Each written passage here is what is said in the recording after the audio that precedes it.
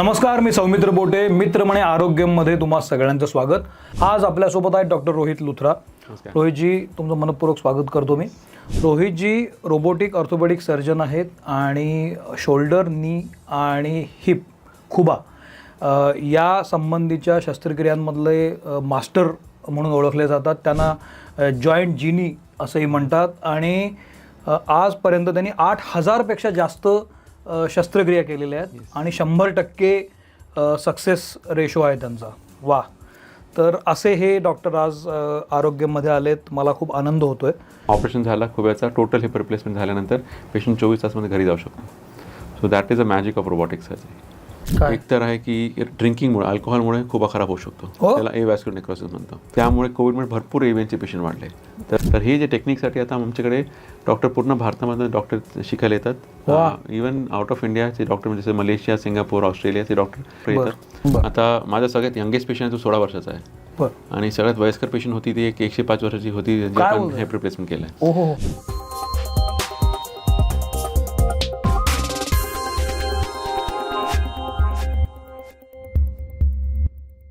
आज आपण त्यांच्याशी बोलणार आहोत. तर ते हिपबद्दल तर आहेच, म्हणजे खुबा आणि त्याच्याशी संबंधित ज्या शस्त्रक्रिया केल्या जातात, ज्या उपचार पद्धती ते करतात त्याबद्दल तर बोलायचंच आहे.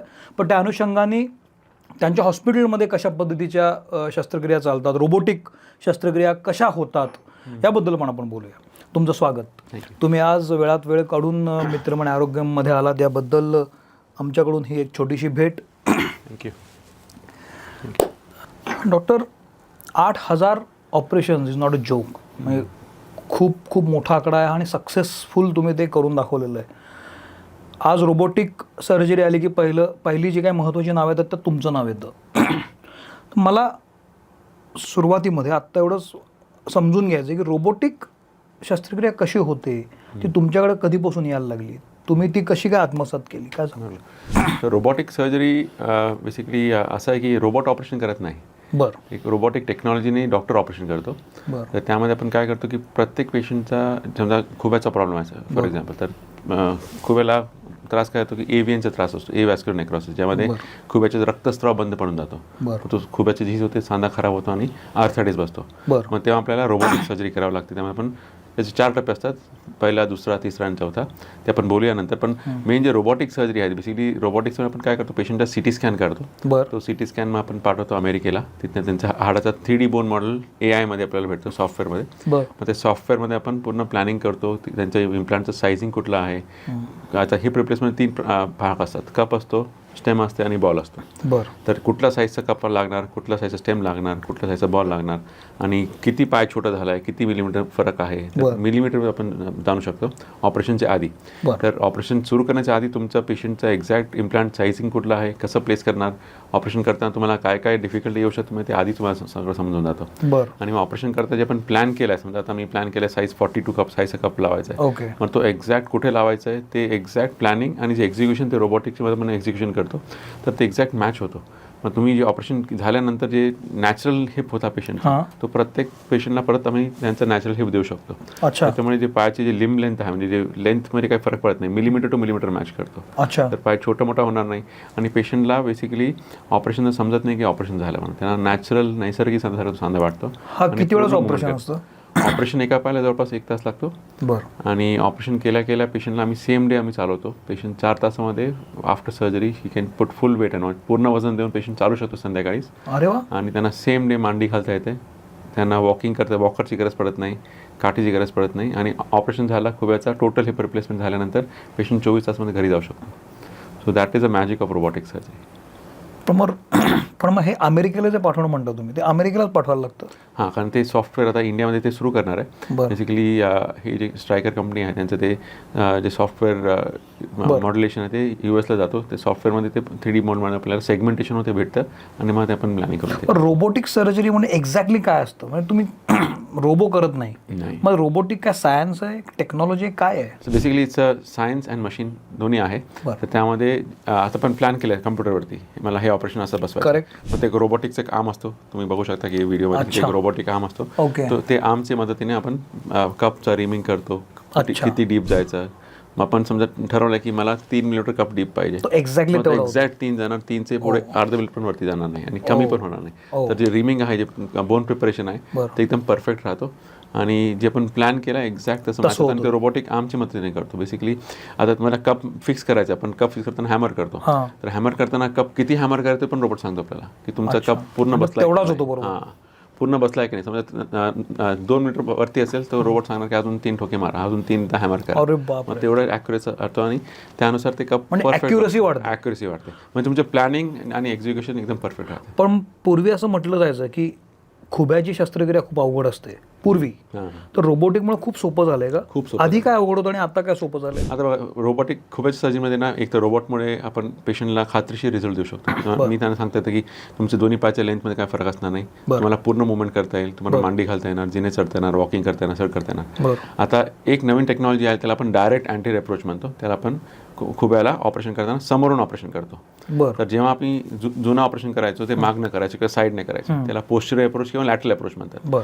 तर ती जी अप्रोच होती त्यामध्ये आपण 8 ते 10 स्नायूला कट करून, मेजर मसलला कट करून आपण खुब्यापर्यंत पोहोचायचो, ओके. कप बसवायचं आणि मग ऑपरेशन झाल्यावर ते मसल्स आपण शिवायचो. बरोबर. पण स्टिच करताना ते मसलची ताकद 50% कमी होऊन जाते.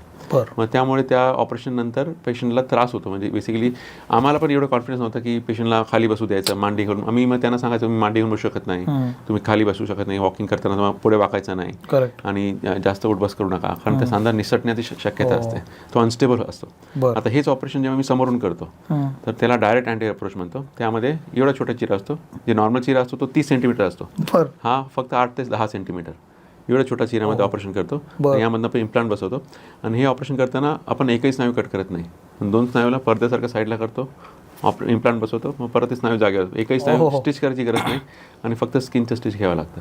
मग त्यामुळे पेशंटला कुठलाही प्रकारचं रिस्ट्रिक्शन नाही. ते मांडी घालू शकता, टॉयलेटला इंडियन टॉयलेट वापरू शकता, जिने चढू शकता, पुढे वाकू शकता, सेम डे पासून काही त्रास नाही. आणि पेशंटला ऑपरेशन झाल्यावर त्रास असत नाही, कारण चिरा पण छोटा आहे आणि एकही स्नायू कट झालेला नाही, त्यामुळे लिम्पिंग नाही, काही नसतं, एकदम patient as it is natural हिपसारखं चालतो. पण बॉडी पण लगेच ॲक्सेप्ट करते फॉरेन बॉडी टाकल्यानंतर, कारण ते हे जे इम्प्लांट आहे सगळं प्रेस फिट असतात. तर रोबोटिकमध्ये कुठला साईजचा इम्प्लांट हाडाला मॅच होतो ते पण आपण बसवतो, की प्लॅन करतो आधी की तू कुठला इम्प्लांट कसं बसणार, किती फिट बसणार, ते एक्झॅक्टली रोबोटमध्ये समजावतं आपल्याला. पण ते आपल्याला त्यामुळे एक्झॅक्ट प्लॅनिंग आणि मी बोललो परत की प्लॅनिंग आणि एक्झिक्युशन एकदम परफेक्ट राहते. प्लस जेव्हा आपण अँटी अप्रोचने करतो, समोरून करतो, तर पेशंटला वेदना कमी असते, रक्तस्राव कमी असतो, ब्लड ट्रान्सफ्यूजनची गरज पडत नाही, पेशंट सेम डे पण घरी जाऊ शकतो किंवा नेक्स्ट डे घरी जाऊ शकतो. आधीच हाच ऑपरेशन आम्ही खूप ऑपरेशन करायचो, पेशंट जवळपास 8 दिवस हॉस्पिटलला राहायचा. बापरे. आता नाही, 1 दिवस राहतो हॉस्पिटलला. तर कॉस्ट ऑफ ट्रीटमेंट पण कमी झाली. त्यामुळे 8 दिवस हॉस्पिटलमध्ये राहणं, अँटीबायोटिक इंजेक्शन वगैरे लावणं, 5 दिवस सलाईन लावणं, इंजेक्शन लावणं, ते सगळं बंद झालं. आता फक्त सिंगल शॉट अँटीबायोटिक, पेशंट संध्याकाळी किंवा नेक्स्ट डे घरी जाऊ शकतो. अरे वा. तर हे सगळे ॲडव्हान्टेज आहे रोबोटिकचे सर्जरीचे. पण मग याच्यामध्ये कोण कोण उपचार घेऊ शकतं? म्हणजे काही लोक बऱ्याचदा खुब्यातनं हाड निसटतं, हे खूप बेसिक होतं, पण खुब्याचे कुठले कुठले प्रॉब्लेम असतात ज्याच्यावर रोबोटिक उपचार असू शकतो? तर खुब्याचे जे मेन आता जे त्याला आपण हिप आर्थरायटिस म्हणतो, ते त्याचे भरपूर कारण आहे. एक तर आहे की ड्रिंकिंगमुळे, अल्कोहोलमुळे खुबा खराब होऊ शकतो, त्याला एव्हॅस्क्युलर नेक्रोसिस म्हणतो. तर AVN, एव्हॅस्क्युलर नेक्रोसिस, जेव्हा आपण जे पेशंट जास्त दारू किंवा अल्कोहोल घेतात त्यांचे जी खुब्यातली आतली रक्तवाहिनी चोकअप होऊन जाते, त्यामुळे त्या बॉलला रक्त भेटत नाही, मग तो सडायला सुरुवात होतो आणि त्याचा आर्थरायटिस बसतो. दुसरा कारण आहे स्टेरॉइड्स. खूप लोकांना ज्यांना स्टेरॉइड दिले गेलेले आहे, जसं आपल्या आता कोविड आला होता, कोविडमुळे भरपूर लोकांना रेमडेसिवीर किंवा स्टेरॉइड लागले, त्यामुळे कोविडमुळे भरपूर AVNचे पेशंट वाढले. तर हिप रिप्लेसमेंट सर्जरी आम्ही महिन्यातून 3 किंवा 4 करायचो, आता तो महिन्यातून 30 किंवा 40 सर्जरी करतो, एवढे वाढले. तर हे सगळं स्टेरॉइडमुळे. आणि तिसरं कारण आहे की ट्रॉमा किंवा फ्रॅक्चर झाले, पडले, ॲक्सिडेंट झाला, त्यामुळे खुबा तुटला, तर ते रोबोटिक उपचार. तर हे सगळं त्यामुळे नंबर्स वाढत चालले स्टेरॉइड अब्यूजमुळे किंवा अल्कोहोलमुळे. आणि आता कसं की आधी पेशंट खूप घाबरायचे की हे ऑपरेशन केलं की चालता नाही, बसता नाही आणि काय करता नाही. पण आता हे रोबोटिकमुळे we can give them guaranteed result. तर त्यामुळे पेशंट जास्त आता तयार होतात, ऑपरेशन ते बघतात रिझल्ट. 5 वर्ष आधी मला एक पेशंट भेटला होता, 62 इयर्सचा बाबा, ते शेतकरी, आपल्या गावातले शेतकरी लातूरचे. तर त्यांना खुब्याचा खूप त्रास होता, पण ऑपरेशन टाळत होते कारण त्यांना त्रास खूप होत होता, चालता येत नव्हतं, बसता येत नव्हतं. पण ऑपरेशन का टाळत होतं? कारण ऑपरेशन केलं की 2 महिने सुट्टी होईल बरोबर, काम थांबेल. पूर्ण काम थांबेल, शेती करता येणार नाही, पूर्ण वर्षभराची इन्कम जाणार, कारण ते अफोर्ड करत नव्हते. आणि शेवटी मग त्यांनी तेव्हा ऑपरेशन केलं, पण पूर्ण 1 वर्षाची इन्कम गेली आणि खूप त्रास झाला. त्याने ऑपरेशन कुठे दुसरीकडे केलं, पोस्टेरियर ऑपरेशन केलं आणि शेवटी झालं. मग आता परत माझं काय आलं की मला त्रास होत आहे आणि आम्ही आता ऑपरेशन केलं त्यांचा. तुम्ही बघू शकता. तुमच्याकडे कसे आले ते? ओपिनियन घ्यायला, की त्यांना ऐकलं की त्यांचे माझे एक पेशंटचं आम्ही ऑपरेशन केलं आणि तू लगेच कामाला जाऊ शकतो, 8 दिवसात ते परत कामाला गेला. पण त्यांनी जे ऑपरेशन केलं होतं पहिलं, आधीचं ऑपरेशन दुसरीकडे केलं असेल, क्युअर झालंच नव्हतं? क्युअर झाला, पण टाईम खूप लागला. बरं. आणि त्यांना रिस्ट्रिक्शन खूप होले की खाली बसू नका, मांडी घालू नका, पुढे वाकू नका. आता मग आमच्याकडे आले, आम्ही ऑपरेशन केला, नेक्स्ट डेला घरी गेले, 8 दिवसात शेतात आणि 15 दिवसात पूर्ण काम करतात शेतातलं. तुम्ही बघू शकता व्हिडिओमध्ये की दिस पेशंट हे जे आहे बाबा, तर ते शेतकरी आहे, पूर्ण शेतातलं सर काम करतात. तुम्ही आणखीन भरपूर व्हिडिओ त्यांचे तुम्ही बघू शकता की he is able to do everything. गाडीत होतात, सगळं गाडी मशीद, व्हिडिओ बघितला मी, तुम्ही बघू शकता, मशीद होतात, शेतातली कामं करतात.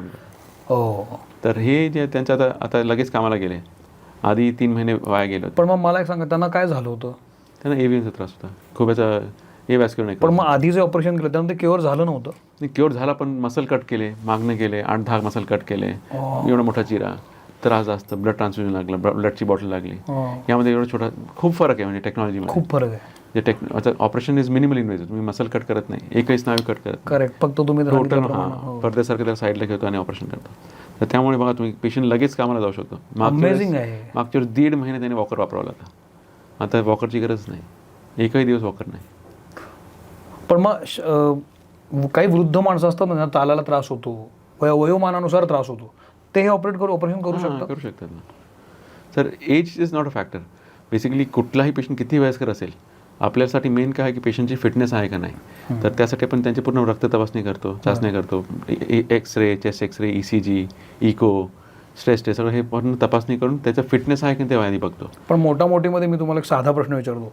मी जेव्हा बाहेर जातो तेव्हा खूप म्हाताऱ्या व्यक्ती, वृद्ध व्यक्ती लंगडत चालत असतात, चालताना त्रास होत असतो, खुब्यातूनच प्रॉब्लेम असतो, बऱ्याचदा दुखत असतो. अशा केसमध्ये ऑपरेट होऊ शकतो? 100% होऊ शकतो. तर ऑपरेशन वय तेच म्हणतो की पेशंट फिट असेल तर आपण 100% ऑपरेशन करू शकतो आणि त्यांना परत नॉर्मलसारखं करू शकतो. आता किती पेशंट आमच्याकडे येतात, ते आजीवर चालता येत नाही, झोपलेले आहे, 3 महिने झाले बेडवरती उठले नाही, ऑपरेशन झाल्यानं लगेच कामावर, लगेच मुवमेंट करता येते, शेती करू शकतात, ट्रॅक्टर चालवता येते, सगळं करता येते. आणि जे डोंगर चढता येईल, ट्रेकिंग करता येईल, ज्यांना वाटतं ना की आता आयुष्य संपला म्हणून, असं नाही, ते सगळं परत नॉर्मल सुरू होऊ शकतं. वा. मला त्रास होतोय आणि मी आता तुमच्याकडे गेलो पाहिजे, ह्याचे काही सिम्पटम्स असतात का? हां, तर खूपच सिम्पटम कसं असणार की पेशंटला बसून उठताना त्रास होणार, चालताना लिंप होणार, पाय फाकताना त्रास होणार, मांडी घालता येणार नाही, टॉयलेटला बसून उठताना त्रास होणार. हे जे पेन आहे ते इथे समोर किंवा मागे. तर मागचा पेन जे स्पाईनमुळे पण होऊ शकतो, पण हे समोर होणारा पेन किंवा हे जे C अँगलवर पेन होणार पेन, ते खुब्याचा पेन असतो. तर ते हे जे पेन आहे, उठताना, बसताना, मुवमेंट करताना, पाय फिरवताना, हे सगळं खुब्याचे पेन असतात. तर त्यामुळे खुब्याचा त्रास आहे तर आधी तुम्ही डॉक्टरांकडे जायचं, त्यांच्याकडे जाऊन तुम्ही कन्सल्टेशन करून नेसेसरी इन्व्हेस्टिगेशन डॉक्टर तुम्हाला तपासतील आणि कुठलं तपासणी करायचं, एक्सरे करायचं का MRI करायचं ते डॉक्टर ठरवून मग सांगतील. कारण AVNचे पण स्टेज असतात, स्टेज 1 आहे, 2 आहे, 3 आणि 4, टोटल 4 स्टेज असतात. तर स्टेज 1 आणि 2 मध्ये ट्रीटमेंट आहे बेसिकली मेडिसिन्स, फिजिओथेरपी आणि एक ऑपरेशन असतं, त्याला को डिकम्प्रेशन किंवा स्टेम सेल थेरपी म्हणतो, ते करू शकतो. पण that success rate only 30 to 40%. तर हे जे AVN आहे त्याला कुठलाही असं जादू ट्रीटमेंट नाही, त्याला तुम्हाला 1 पासून 2 होणार, 2 पासून 3, 3रा स्टेज होणार, 3रा पासून 4था स्टेज होणार. ते तुम्ही कुठलाही औषधाने, होमिओपॅथिकने, आयुर्वेदिकने, ॲलोपॅथिक त्याला 100% कव्हर करू शकत नाही. तर एकच परमनंट सोल्युशन आहे त्याला, ते आहे टोटली रिप्लेसमेंट, रोबोटिक सर्जरी. त्याने तुम्हाला 100% रिझल्ट येतो. आणि कधी ऑपरेशन करायचं होतं निर्णय बेसिकली पेशंट ठरवतो की त्यांना त्रासनुसार आहे. बेसिकली आता किती पेन आहे, पेन खूप जास्त असेल तर आम्ही सांगतो तुम्ही ऑपरेशन करा. पेन कमी असेल आपण गोळ्या औषध किंवा फिजिओथेरपी त्याला पुढे गोळ्या औषधाने हा हिपचा जो त्रास आहे कमी होऊ शकतो. पेन कमी होणार पण प्रॉब्लेम सॉल्व्ह होणार नाही, प्रॉब्लेम सॉल्व्ह होत नाही. कारण एकदा रक्तवाहिनी चोकअप झाली ते परत उघडता येत नाही. मग त्याला हृदयासारखं नाही की अँजिओप्लास्टिक केली आणि ओपन होऊन याला ते हाडाच्या आतली रक्तवाहिनी असते, त्याला ओपन करता येत नाही. तर ते एकदा ब्लॉक झाले की ते ब्लॉक झाले, त्याला कुठलाही तुम्ही बाकी पण ऑपरेशन असतात, को डिकम्प्रेशन वगैरे, पण त्याच्यात सक्सेस होती ओनली 30% आहे, त्याने काही जास्त फायदा होत नाही. सगळ्यात महत्त्वाची गोष्ट असते हिपची शस्त्रक्रिया करायची की नाही, हे एज फॅक्टरवर पण ठरतं. कारण जर अगदी यंग एज असेल तर आपण पटकन करतो किंवा जसं एज वाढत जातं तसं हाडांची जुळणी पटकन होत नाही, हाडं ठिसूळ होतात वयानुसार. तर हे जे रिप्लेसमेंट आहे ही वयाच्या कुठल्या टप्प्यापर्यंत करू शकतो आपण? असं काही नाही, असं बेसिकली की आता तुम्हाला किती त्रास आहे त्याच्यानुसार पण ते ट्रीटमेंट ठरवतो. आता माझा सगळ्यात यंगेस्ट पेशंट आहे तो 16 वर्षाचा आहे आणि सगळ्यात वयस्कर पेशंट होती ती 105 वर्षाची होती, ज्यांची आपण हेप रिप्लेसमेंट केलं आहे. तर किती त्रास आहे त्याच्यावर आहे. आता आपण जे इम्प्लांट बसवतो, जे आपण नवीन बॉल आणि स्टेम बसवलं आहे, हेप इम्प्लांट बसवलं आहे, त्याची लाईफ असते म्हणजे 25 ते 30 वर्ष 40 वर्ष असं लाईफ असते. तर तुमच्या त्रासानुसार आणि वयानुसार आपण ठरवतो कुठला इम्प्लांट वापरायचा. मग ते 16 वर्षाचा मुलगा ना, त्याला काय त्रास होता? त्याला दोन्ही केस काय होती? बेसिकली त्याला अँकलोजिंग स्पॉन्डिलायटिस नावाचा आजार होता. अँकलोजिंग स्पॉन्डिलायटिस ते एक अनुवंशिक आजार, हेरिटरी आजार असतो. त्या बेसिकली एक प्रकारचा सांधेवात आहे कमरेचा आणि खुब्याचा. तर त्यामुळे सगळे सांधे फ्यूज होऊन जातात, एकमेकांना जुळून जातात आणि ते सांध्यामध्ये नवीन लिगामेंट आणि कॅप्सूला नवीन हाड तयार होतो आणि तो खुबा आणि पाय एकच हाड होऊन जातो, त्याला मुवमेंटच नाही.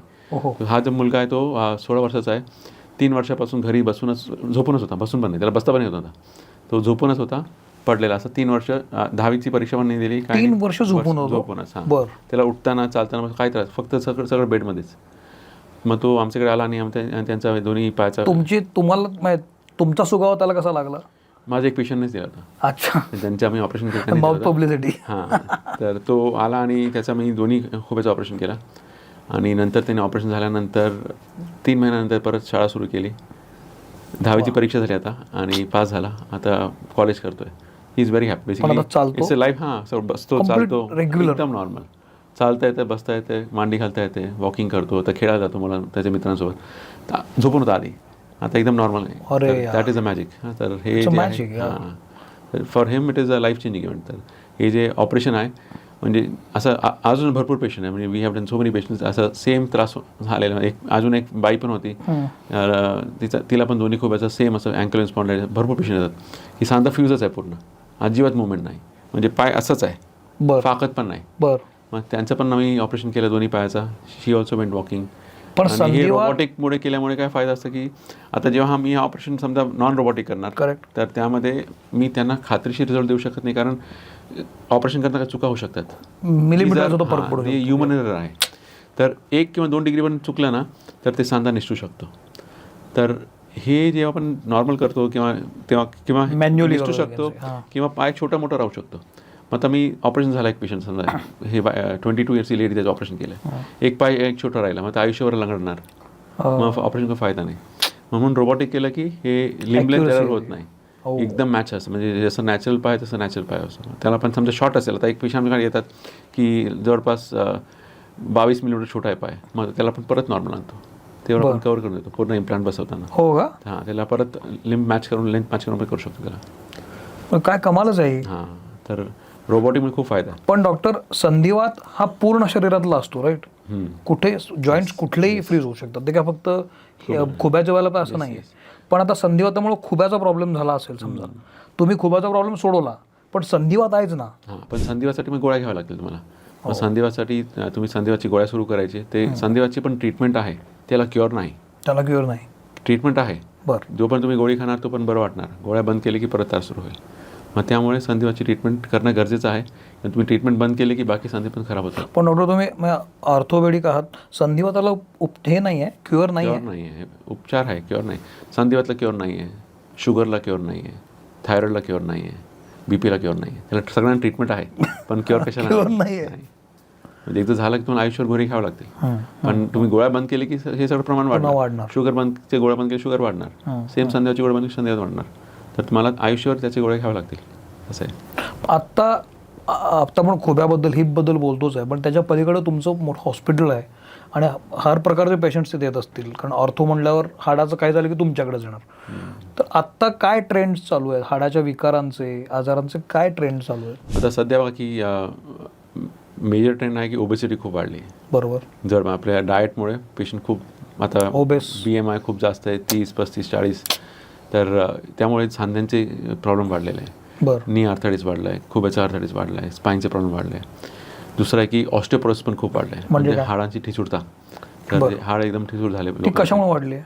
ते डाएट परत आता So called diet. जंक आपण सगळं जंक फूड खातो आता सगळे, तर त्यामुळे भरपूर पेशंट वाढले. ऑस्टिओपोरोसिस म्हणजे यंग पेशंट 40-45 वर्षाचे 30 वर्षाचे त्यांना बोन डेन्सिटी चेक केले की एकदम मायनस निगेटिव्ह असते, एकदम निगेटिव्ह असते. तर असे लोकांना थोडं पण ॲक्सिडेंट झाला की हाड तुटू शकतो. तर हे सगळं प्रॉब्लेम आता वाढत चालले. म्हणजे अशी जेव्हा डेन्सिटी कमी असते त्यांची ठिसूळ असतात, तुम्हाला ऑपरेट करताना प्रॉब्लेम येत नाही? होतो ना, मग त्यांना आपलं स्पेशल इम्प्लांट वापरावं लागतं. जसं नॉर्मल इम्प्लांटपेक्षा लॉंग इम्प्लांट वापरावं लागेल, दुसरा स्टेम लागतो. बरं. किंवा ते इम्प्लांटची लाईफ कमी होईल का? इम्प्लांट खराब होत नाही, म्हणजे फाउंडेशन आहे, फाउंडेशनच वीक असेल तर ते कसं धरणारच नाही ना. मग त्यासाठी आपल्याला त्यांना स्पेशल ट्रीटमेंट घ्यावं लागतं, ऑस्टिओपोरोसिस ट्रीटमेंट करावं लागतं, इंजेक्शन सुरू करावं लागतं, कॅल्शियम, व्हिटॅमिन डी वगैरे. हे सुरू केल्यानंतर मग ते basically these a supportive treatment. पण बेस्ट इज टू प्रिव्हेंट. म्हणजे तुम्ही अवॉइड केलं की चांगलाच आहे. तुम्ही हे सगळं आधीच लक्ष दिलं, चांगली डाएट ठेवली, चांगला व्यायाम केला की त्रास वाढणार नाही. पण मला आत्ता तो विषय निघालेला आहे, तुम्ही व्यायामाचा उल्लेख केला. हाडाची ठिसूळता कमी करण्यासाठी, म्हणजे बळकट मजबूत हाडं करण्यासाठी काहीतरी टिप्स सांगा ना. काय 5 गोष्टी केल्या पाहिजेत आपण ज्याच्यामुळे हाडं चांगली होतात आपली? एक तर चांगली डाएट पाहिजे. म्हणजे डाएटमध्ये ऑल कॅल्शियम रिच डाएट, म्हणजे दूध, दही, छास, पनीर, चीज हे सगळं जास्त असायला पाहिजे. अंडी, चिकन, फिश हे सगळं कॅल्शियम रिच फूड म्हणतो त्याला. बरं. सेकंड आहे की उन्हामध्ये बसायचं, व्हिटॅमिन डी. उन्हामध्ये कधी बसायचं असतं? असं टाइम फिक्स नाही आहे. जेव्हा नेमकं डी मिळते कधी तुम्हाला? बस कसं आहे की डी कधी तुम्ही बसा डी भेटणार, पण डीची मात्रा चेंज होते. जेव्हा तुम्ही जास्त बेसिकली 10 वाजेपासून 3 वाजेपर्यंत तुम्ही बसलं की चांगलं व्हिटॅमिन डी भेटतो. पण कधी कधी आता 12 वाजता तुम्ही बसायला बसू शकत नाही, एवढं ऊन जास्त आहे. तर कधी बसायचं, तुम्ही 15 मिनिट बसा, पण कमी कपडे घालून बसा, कारण मग जास्त व्हिटॅमिन डी भेटेल. तेवढं जास्त स्किन एक्सपोज होईल सनला, तेवढं जास्त तुम्हाला. What do suggest? कुठली करेक्ट टाइम आहे की आयडियल टाइम ही आहे, या टाइमला तुम्ही उन्हात बसा शक्यतो? असं फिक्स काही सांगू शकत नाही, पण तुम्ही 10 वाजता काढा, कारण एवढं सहन करणे 9-10 असतं. 9 ते 10. बरं. दुसरं तुम्ही सांगितलं की उन्हात बसा, डी व्हिटॅमिन. तिसरं काय हाडांच्या मजबूतीसाठी? तिसरं म्हणजे थोडंसं वेट बेरिंग एक्सरसाइज करायची. बरं. म्हणजे थोडा हलका वेट घेऊन व्यायाम करायचा. कारण तुम्ही नॉर्मल व्यायाम केला, नुसतं वॉक केलं की ते व्यायाम नाही आहे. बरं. बोनसाठी bone need weight bearing exercise, म्हणजे लाईट वेट 2.5 किलो 5 किलो ते व्यायाम वजन घेऊन तुम्ही व्यायाम केलं की बोन्समध्ये डेन्सिटी वाढते. बरं. ओके. हे बेसिक केलं तर फरक पडतो. येस. आणि समजा तुम्ही हे उन्हात जाऊ शकत नाही किंवा टाईम नाही आहे किंवा तुमचं वर्क प्रोफाईल असं आहे की मग तुम्ही डॉक्टरांकडे जाऊन व्हिटॅमिन डीचे सप्लिमेंट्स घेत राहा. दर 6 महिन्यात तुम्ही सप्लिमेंट घेत राहायचे, व्हिटॅमिन डी सप्लिमेंट घ्यायचे. ते वन्स अ वीकचे गोळ्या येतात किंवा बॉटल पाऊच असतं, पाऊच ते आठवड्यात एकदा घ्यायची. 8 आठवडे घेतले की मग परत 6 महिन्यात रिपीट करायची. आणि कॅल्शियम सप्लिमेंट घ्यायचे. पण ह्या सप्लिमेंट घेणं किती योग्य आहे? ज्यांचे जे आता ऊनच घेत नाही किंवा ज्यांना व्हिटॅमिन डी कमीच आहे, तर व्हिटॅमिन सप्लिमेंटचं काही नुकसान नाही आहे. There is no side effect. तुम्ही सप्लिमेंट घेऊ शकता आणि इट इज व्हेरी गुड. हिपचा तुम्ही जेव्हा ऑपरेशन करता, रोबोटिक सर्जरी करता, त्याच्यानंतर ती किती वर्ष टिकते? ती रिप्लेस करायला लागते? ते इम्प्लांटवरती असं कुठला इम्प्लांट प्रकारचे इम्प्लांट तुम्ही वापरताय. सगळ्यात भारीतला म्हणजे सेरेमिकॉन X3 वेगळे येतात, मेटल पॉली येतो, सेरेमिकॉन पॉली येतो, सेरेमिकॉन सिरेमिक येतो. तर एव्हरी इम्प्लांट इज डिफरंट आहे. कुठला तुम्ही वापरता त्याच्यावर त्याची लाईफ आहे. चांगला इम्प्लांट वापरला तर आम्ही पेशंटला सांगतो 25, 30, 40 वर्ष चालू शकतो. एवढं डिपेंड ऑन द इम्प्लांट तुम्ही कुठला वापरताय ते. आणि रोबोटिकने केलं की इम्प्लांटची लाईफ पण वाढते. हे एक मोठा फायदा आहे. कारण तुम्ही जे तुमचं रोबोटिक इम्प्लांट तुम्ही बसवला आहे तो इम्प्लांट वेल बॅलन्स्ड आणि वेल अलाइंड असणार. मग त्याच्यावर असं एक्सेंट्रिक लोडिंग असणार नाही. जे आपण मॅन्युअली बसवलं समजा हे बॉल आणि कप, आता हे सेंटरला नसेल, एजला असेल, मग एज लोडिंग होईल, मग इथे खराब होईल. पूर्ण सेंटर असे कॉन्सन्ट्रिक असेल तर ते लोड पूर्ण मोठ्या एरियावर डिवाइड होईल, ते इम्प्लांटवर लोड येणार नाही आणि त्याची लाईफ वाढते. तर रोबोटिक केल्यावर इम्प्लांटची लाईफ पण वाढते, पोझिशन पण चांगली असते, प्रेसफिट चांगला असतो आणि पोझिशन चांगली असते. त्यामुळे इम्प्लांटची ओव्हरऑल लाईफ, म्हणजे हे माझ्यासाठी फार महत्त्वाचं आहे. कारण खूप लोकांना असं वाटतं की हिपची सर्जरी केली की 8-8, 9-9 दिवस हॉस्पिटलमध्ये राहायचं, नंतर मला उठता येईल का, बसता येईल का. ही दिस आय ओपनर की टेक्नॉलॉजी बदलली आहे आणि आता खूप गोष्टी सोप्या झाल्यात. ह्याचा साधारण खर्च काय असतो? म्हणजे परवडनेबल असतो की खूप खर्च असतो? कसं असतं? बजेट काय असतं साधारण? आता बजेट पण डिपेंड करतो तुम्ही कुठल्या प्रकारचा इम्प्लांट लावणार, आणि इम्प्लांटचे कॉस्ट वेगळे आहे. आणि कुठले रूम कॅटेगरी घेणार, तुम्ही जनरल वॉर्ड घेणार का प्रायव्हेट रूम घेणार. पण मिनिमम लेवलवर काय असतं? मिनिमम पॅकेज जे आहे ते चांगला इम्प्लांट वापरला की 2 लाखापासून सुरू होतो. बरं. इम्पोर्टेडवाला. आणि त्याची लाईफ जवळपास 20-25 वर्ष लाईफ असते. आणि ते package goes up to 4 lakh rupees for 1 okay 4 लाखापर्यंत जातो. ते कुठला तुम्ही वापरता तुम्ही वापरू शकता. पण मला हे वाटतं की 16 वर्षाचा मुलगा जेव्हा धावायला लागला असेल तर त्याच्यासाठी 2-4 लाख रुपये काहीच नसतील. त्याचं लाईफ वेगळं झालं, बदललं. आता अजून एक डॉक्टर आहे, तुम्ही इथे आमचे पुण्याचे डॉक्टर आहे, तर त्यांचे दोन्ही खूप हे केले. He is doing marathon after surgery. काय हो, दोन्ही खूप हे केलेले. ते मॅरेथॉन पळतात. आता he is practising for triathlon आयर्नमॅनसाठी. अरे वा, ते प्रॅक्टिस इतकं काहीच फरक पडत नाही, ॲज इट इज एकदम नॉर्मल होतं. विसरून जातो पेशंट ऑपरेशन झालं म्हणून. It is as good as normal natural hip. एवढं चांगलं होतं. तुम्ही जे 105 वर्षाचं उदाहरण दिलं ना मला, 105 वर्षाच्या कुठल्या तरी एका पेशंटचं आजी होत्या त्या, तर जसं वय वाढत जातं तसं ते लावणं तेवढं सोपं राहतं का? त्याचं काही वेगळे टेक्निक? हां, तर कसं असतं की म्हणजे जसं वय वाढलं, समजा आता 105 वर्षाची जे आजी होते त्यांना खूप फ्रॅक्चर झाला होता. तर फ्रॅक्चरमध्ये चालतच नव्हते ते. मग त्यांना आपण पार्शल हिप रिप्लेसमेंट, पूर्ण सांधा नाही बदलला, फक्त बॉल काढून नवीन बॉल बसवलाय. बरं. तर त्यामुळे जेव्हा हार्ट खूप सॉफ्ट असतो किंवा हार्ट स्ट्रॉंग नसेल तर प्रेसफिट इम्प्लांट बसणार नाही. मग त्यांना आम्ही सिमेंटेड इम्प्लांट लावतो. म्हणजे काय? ते सिमेंट टाकून ते इम्प्लांट फिक्स करतो. बोन सिमेंट म्हणून एक सिमेंट येतो. तर सिमेंट आपण बोनमध्ये टाकतो आणि त्याच्यावर ते इम्प्लांट बसवतो. मग तो सिमेंट क्युरिंगपर्यंत मग ते तेव्हाच ऑन टेबल कडक होऊन जातो. मग लगेच नेक्स्ट डे पण चालतं येतं त्यांना. मग त्याला पण आराम करायची गरज नाही, काही नाही. पण ह्या एजमध्ये पण हे होतं? हां, हे cemented implant is for old age patients only. Younger पेशंटसाठी आम्ही अनसिमेंटेड. कारण मी काय विचारलं, ऑलमोस्ट 60-70 नंतर खूप घटना घडतात की माणूस घसरून पडतो, एज पटकन तोल सावरता येत नाही आणि मग नंतर ते खुब्याचं ऑपरेशनचा प्रॉब्लेम होऊन बसतो. अशा केसमध्ये जेव्हा वय खूप वाढलेलं असतं तेव्हा ती जखम भरून येते का, किंवा शरीर साथ देतं का त्या ऑपरेशनला? तर कसं असतं, हे जे फ्रॅक्चर आहे आपण जेरियाटिक फ्रॅक्चर म्हणतो. बरं. जेरियाटिक ग्रुप म्हणजे जे population about 60 years is called geriatric population. बरं. तर हे जे लोक आहेत त्यांना खूप कॉमन, म्हणजे बाथरूममध्ये पडले किंवा घरामध्ये निसटून पडले तर खूप फ्रॅक्चर होतो. सर्वात कॉमन फ्रॅक्चर खुब्याचं किंवा कमरेचं असतं. तर कमरेमध्ये मणके चेपतात पण त्याला ऑपरेशनची गरज पडत नाही. ते बेसिकली अरेस्ट आणि बेल्ट पट्ट्याने ठीक होऊन जातं. खुबा तुटलं तर त्याला पर्यायच नाही, त्याला ऑपरेशन करावं लागतं. समजा ऑपरेशन नाही केलं तर 30% चान्स असतो की पेशंटला पुढे जगता येणार नाही. कारण ते चालत नसेल, झोपूनच राहिले तर पायामध्ये मग रक्ताची गाठी तयार होतात, बेडसोर होतो आणि चुकून ते रक्ताची गाठ पुढे फुफ्फुसात गेली किंवा मेंदू गेले किंवा जीवाला धोका होऊ शकतो. तर त्याऐवजी ऑपरेशन केलं की दॅट रिस्क इज रिड्यूस्ड. तर त्यामुळे आपण काय करतो की ते बॉल काढून कृत्रिम बॉल बसवतो किंवा ते बॉलला पण फिक्स करू शकतो फ्रॅक्चरने. आता बोन क्वालिटीवरून डिसाईड करतो की त्याला फिक्स करायचं का रिप्लेस करायचं. करेक्ट. बोन खूप सॉफ्ट असेल तर आपण त्याला कृत्रिम बॉल, नवीन बॉलच टाकतो. आणि बोन क्वालिटी चांगला असेल, समजा आता 80 वर्षाचा बाबा आहे, शेतकरी, चांगला हाड आहे, मग त्यांना आपण फिक्स करतो. मग त्याला स्क्रू आणि नेल त्याला फिक्स करू शकतो. तर हे जे वय आहे त्यामध्ये ट्रीटमेंट घेणं खूप गरजेचं आहे. तुम्ही घाबरले की वय जास्त आहे, ऑपरेशन केलं की रिस्क होईल. उलट आहे, ऑपरेशन नाही केलं की रिस्क तिप्पट आहे. That is 3 times more risky. तर ऑपरेशन करण्यात फायदा जास्त आहे, नुकसान कमी. एक शेवटचा प्रश्न विचारतो, मग आपण थांबू. बऱ्याचदा ॲक्सिडेंटल केस खूप तुमच्याकडे येत असेल. ॲक्सिडेंट होतो आणि एकदम खुबा चुरा होतो, पाय तुटतो, बऱ्याच इश्यू असे हाड्यांचा खूप प्रॉब्लेम होतात. अशा केसमध्ये रिप्लेसमेंट वगैरे होऊ शकते. पण खुब्याचा केस असू दे किंवा शोल्डरचा केस असू दे किंवा अँकल असू दे, हे होऊ शकतं. होऊ शकतं. कसं की आता इंजुरी कशी आहे त्याच्यावर डिपेंड आहे. समजा खूपच चुरा झाला असेल तर आपण आधी CT स्कॅन करतो, त्यामध्ये आपण 3D रिकन्स्ट्रक्शन करतो. त्यामध्ये आपण बघतो की आता राहिलेला बोन किती आहे, फाउंडेशन की त्याला फिक्स करता येईल का नाही. फर्स्ट आमचा प्रयत्न असतो नेहमी की त्याला फिक्स करायचा, नॅचरल जॉईंट वाचवायचा. समजा तो खूपच खराब झाला असेल आणि सॅल्वेजेबल नसेल, ते चुरा त्याला जोडता येत नसेल आणि त्याला ब्लड सप्लाय गेला असेल तर त्याला काढून आपण मग रिप्लेस करतो, पूर्ण रिप्लेस करतो. मग ते रिप्लेस करता येतं. आणि ते रोबोटिक कसं की अजून सोपं झालं, कारण किती डॅमेज असेल तर आपल्याला ते क्वांटिफाय करता येतं, एक्झॅक्ट कळतं ते.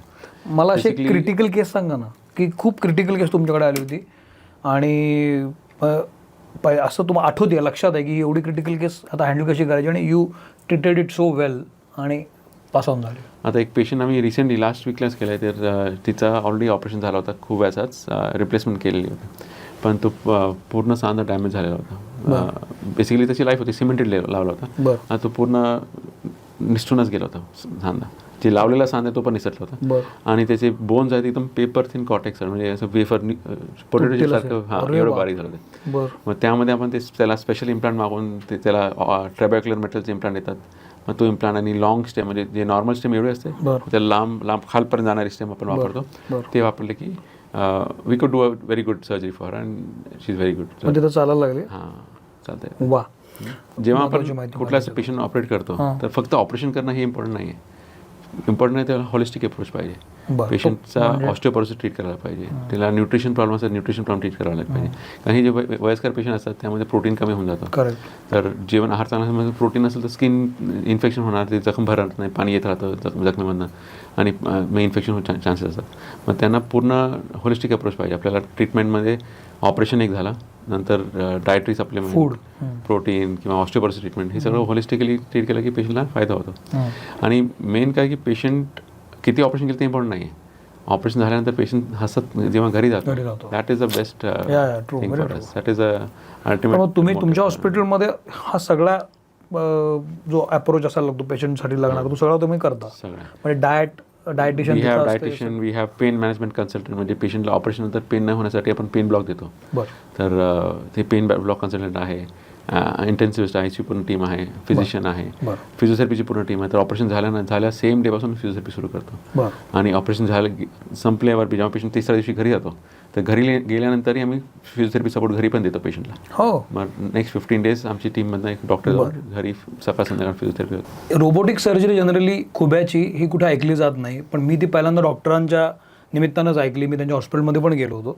तर ही जी सर्जरी आणि ही जी वेव आली आहे रोबोटिक सर्जरी, ही तुम्ही सुरू केली की त्याची सुरुवात कशी झाली? रोबोटिक सर्जरी बाकी पण भरपूर डॉक्टर करतात, पण जे अँटीरियर अप्रोच आहे समोरून करणारे, डायरेक्ट अँटीरियर अप्रोच म्हणतो, तर ही वेव आम्ही आणली आहे. तर ही मी 2019 पासून हे ऑपरेशन सुरू केलं आहे. आणि आता जवळपास आम्ही 1000 पेशंटचे वर फक्त हे रोबोटिक अँटीरियर अप्रोचचे पेशंट झालेले आहे. आणि हे सगळे पेशंट जे आहे रोबोटिक सर्जरीने प्रत्येक पेशंट खुश आहे. आणि ही टेक्निक आहे ते आपण थोडं मॉडिफाय केलेली आहे. तर आधी हे जे टेक्निक अँटीरियर अप्रोच होती ते US किंवा ऑस्ट्रेलियामध्ये फेमस आहे, पण त्यासाठी एक स्पेशल टेबल लागतो, त्याला हाना टेबल म्हणतो. तो टेबलची किंमत 1.5 कोटी आहे. तर 1.5 कोटी टेबल प्रत्येक घेऊ शकत नाही. तर आम्ही हे जे टेक्निक आहे अँटीरियर अप्रोचमध्ये टेबल न लागता आम्ही हे ऑपरेशन आता करतोय. त्याला आम्ही टेक्निकमध्ये थोडं मॉडिफिकेशन केलं आहे. We have tweak the technique. त्यामुळे आता ते टेबलची गरज नाही, आम्ही ते रिलीज चेंज केलं. तर तुम्ही नॉर्मल टेबलवरती कुठल्याही हॉस्पिटलला जाऊन नॉर्मल इन्स्ट्रुमेंटवरती हे ऑपरेशन करू शकता. तर हे जे टेक्निकसाठी आता आमच्याकडे डॉक्टर पूर्ण भारतामधून डॉक्टर शिकायला येतात. इवन आउट ऑफ इंडियाचे डॉक्टर म्हणजे मलेशिया, सिंगापूर, ऑस्ट्रेलियाचे डॉक्टर आमच्याकडे आर्कस हॉस्पिटल. 1.5 कोटीचं टेबल नसताना तुम्ही करताय कसं हे त्यांना बघायचं असतं. सर ही टेक्निकमध्ये येतात, ते शिकायला ते डॉक्टर येतात. आणि वी आर टीचिंग. आता पण मी 100 डॉक्टरांना शिकवलेलं ही टेक्निक. आणि आमचं टार्गेट आहे की अजून 400-500 डॉक्टर अजून तयार केले की हे जास्त लोकांना हे फायदा घ्यायचे. मग हे जे 2 प्रश्न माझे आहेत, मग आपण थांबूया. एक की 19 हे तुमच्याकडे कसं आलं? तुम्ही कुठं शिकून आलात की तुम्ही कुठं पाहिलं होतं, तुम्ही कुठं ट्रेनिंग घेतलं? 2019 तुमच्याकडे कसं आलं रोबोटिक सर्जरी? तर ही जे 2019 मी आधी पोस्टर सर्जन मी पण होतो, मी मागणंच करायचो आणि सगळे पेशंट चांगले होते, एक पण पेशंटला काही प्रॉब्लेम नाही. पण कसं की पेशंटला ऑपरेशन केल्यानंतर एक 4-5 दिवस आम्ही हॉस्पिटल ठेवायचो. बरोबर. पण माझे जे मित्र होते बाहेरचे, जे US वगैरे, ते हे पेशंट म्हणतात की आम्ही तर डे केअर सर्जरी करतो, सकाळ ऑपरेशन केलं संध्याकाळी पेशंट बाहेर. मग ते मला हे झालं की आम्ही पण हे करायला पाहिजे. पण मोठी अडचण होती की टेबलची. मग त्यासाठी मी थोडं ट्रेनिंगला गेलो आउट ऑफ इंडिया. ऑक्सफर्डला जाऊन आलो आणि इथे बँकॉकला जाऊन आलो. तिथे आम्ही कॅडवरी कोर्सेस वगैरे केले. मग त्यानुसार आपण थोडंसं टेक्निक मॉडिफाय केली, थोडं रिलीज मॉडिफाय केले ऑपरेशन करताना. आणि मग शेवटी आता असं आहे की त्याला टेबलची गरज पडत नाही, तुम्ही नॉर्मल टेबलवरती हे ऑपरेशन करू शकता. आणि तेव्हापासून आता since we started this wave, आता भरपूर डॉक्टर पूर्ण भारतात येतात. रोज आम्हाला ईमेल येतो की आम्हाला हे टेक्निक शिकायला यायचं आहे. तर कसं आहे, आणि we are training more and more doctors. तुमचं हॉस्पिटल वानवडीला आहे ना? वानवडीला. डॉक्टरांचं हॉस्पिटल वानवडीला आहे. डिस्क्रिप्शन बॉक्समध्ये मी डॉक्टरांचा कॉन्टॅक्ट नंबर, हॉस्पिटलचा कॉन्टॅक्ट नंबर आणि सगळा हॉस्पिटलचा पत्ता डिस्क्रिप्शन बॉक्समध्ये आम्ही देणार आहोत. जे गरजवंत आहेत ते डायरेक्ट कॉन्टॅक्ट करू शकतात. डॉक्टरांची टीम बोलणारी असते, ते कन्सल्ट करत असेलच. तुम्ही ऑनलाईन कन्सल्ट करता का? ऑनलाईन समजा एखादा पेशंट कुठला मुंबईचा आहे का अमरावतीचा आहे? हां, तर जे पेशंट लांबचे आहे त्यांना आम्ही सांगतो तुम्ही तुमचे रिपोर्ट्स व्हॉट्सअपवरती पाठवा आणि मग आपण ऑनलाईन कन्सल्ट करू शकतो.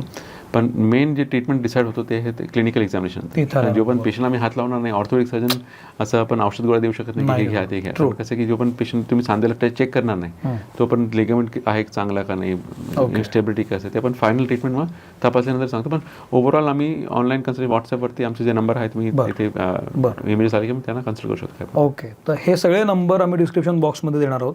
तुम्ही डॉक्टरांशी संपर्क साधू शकता. आणि ट्रीटमेंटमध्ये खूपच फरक पडला आहे रोबोटिकमुळं. अगदी एका दिवसात जर पेशंट परत जात असेल तर ह्याच्यापेक्षा बेस्ट काय आहे? तर डॉक्टर थँक्यू व्हेरी मच, तुम्ही आरोग्यमध्ये येऊन हिपबद्दल माहिती दिलीत. डॉक्टरांचा पहिला एपिसोड आहे. पुढच्या एपिसोडमध्ये आपण नी रिप्लेसमेंटबद्दल पण बोलणार आहोत. त्यामध्ये नवीन टेक्नॉलॉजी काय आली आहे, त्यामध्ये नवीन उपचार पद्धती काय आली आहे, याबद्दलही डॉक्टर बोलतील. इथं थांबतो. हा एपिसोड कसा वाटला मला जरूर सांगा. आरोग्यमचे सोशल मीडिया पेजेस आहे, मी सोशल मीडियावर आहे, डॉक्टर तुम्ही सोशल मीडियावर आहात, येस आहे. डॉक्टर पण आहेत. त्यामुळे प्रश्न विचारले तरी चालतील, आपण ते थेट प्रश्न डॉक्टरांपर्यंत पोहोचू शकतो. तर हा एपिसोड कसा वाटला मला जरूर सांगा आणि पाहत राहा मित्र म्हणे आरोग्यम, कारण आता तब्येतीत राहायचं.